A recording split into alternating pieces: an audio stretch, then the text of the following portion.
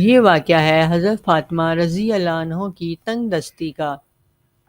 حضرت علی رضی اللہ عنہ نے فرمایا کہ کئی دن ایسے گزرے کہ نہ ہمارے پاس کوئی چیز تھی اور نہ حضور صلی اللہ علیہ وسلم کے پاس۔ میں گھر سے باہر نکلا تو مجھے راستے میں ایک دینار پڑا ہوا ملا۔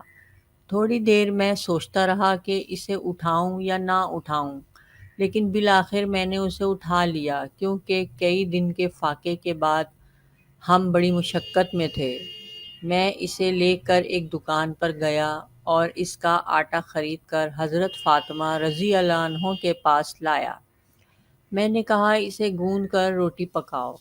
چنانچہ وہ آٹا گوندھنے لگی۔ بھوک کی وجہ سے ان کی کمزوری کا یہ حال تھا کہ ان کی پیشانی کے بال آٹے کے برتن سے ٹکرا رہے تھے۔ پھر انہوں نے روٹی پکائی۔